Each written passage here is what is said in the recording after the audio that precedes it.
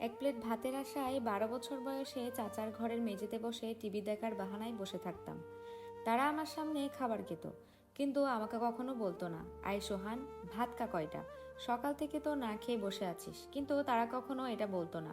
তাদের খাওয়া শেষ হলে আমি মন খারাপ করে ঘর থেকে চলে আসতাম। আমার মায়ের জন্য অপেক্ষা করতাম বিকেল পর্যন্ত।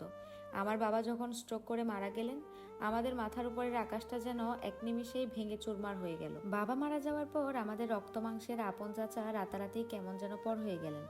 যে মানুষটা বাবার জানাজায় দাঁড়িয়ে সবচেয়ে বেশি কেঁদেছিলেন, তিনিই কদিন পর থেকে আমাদের দিকে ফিরেও তাকাতেন না।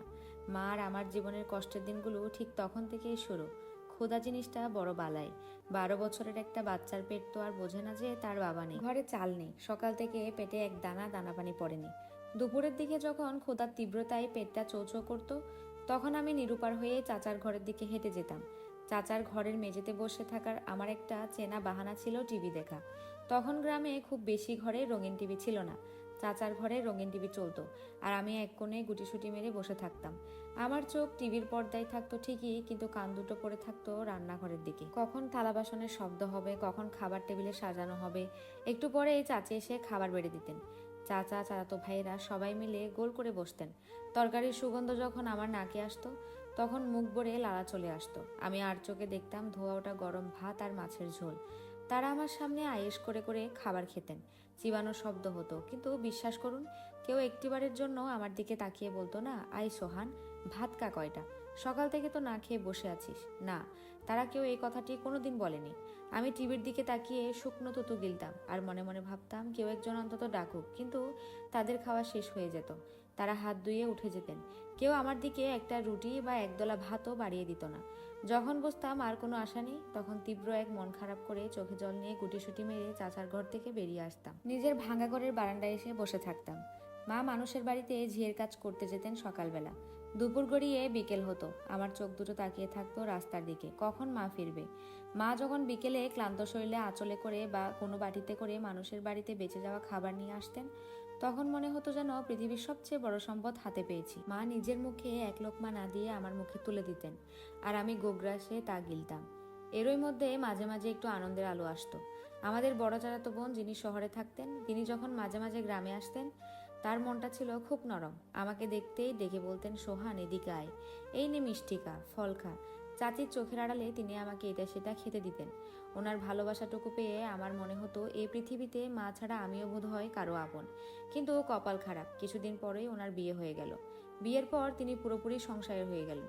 গ্রামে আসা কমে গেল, আর সেই থেকে চাচার ঘর থেকে আমার ওই সামান্য ভাগটুকুও চিরতরে বন্ধ হয়ে গেল। দিন তো আর থেমে থাকে না। ক্ষুধা আর অপমানের সঙ্গী করে আমি আস্তে আস্তে বড় হতে লাগলাম। শরীরে একটু শক্তি আসতে আমি আর মায়ের উপর পুরো বোঝা হয়ে থাকতে চাইলাম না। গ্রামের মানুষের জমিতে, হাটে, বাজারে ছোটখাটো টুকটাক কাজ করে দিতে লাগলাম।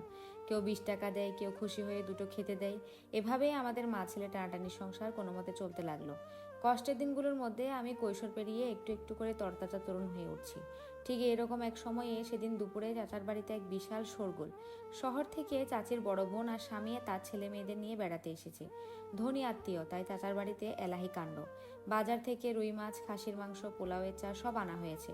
হঠাৎ চাচি আমাদের ঘরের সামনে এসে মাকে ডেকে বললেন, ও সোহানের মা, ঘরে মেহমান আসছে, একলা হাতে সব রান্ধন পারতেছি না, একটু আইসা হাত লাগাও তো। মা আমার চিরকালই সরল আর পরোপকারী।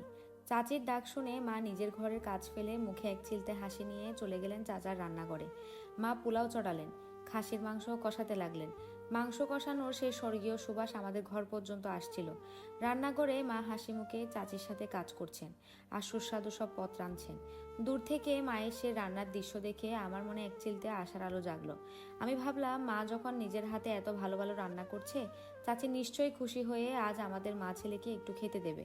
অন্তত মেহমানরা খাওয়ার পর মা আর আমার পাতেও একটু মাংস পোলাও জুটবে। টানা কয়েকদিন ধরে ভালো কোনো খাবার পেটে পড়েনি। খাসির মাংসের সেই সুবাসে আমার জিভে জল চলে এলো। আমি আর লোভ সামলাতে পারলাম না। পা টিপে টিপে রান্নাঘরের পিছনে গিয়ে দাঁড়ালাম। চাচি তখন অন্য ঘরে মেহমানদের সাথে কথা বলতে ব্যস্ত। মা একা একা মাংসের ডেকচি নাড়ছেন।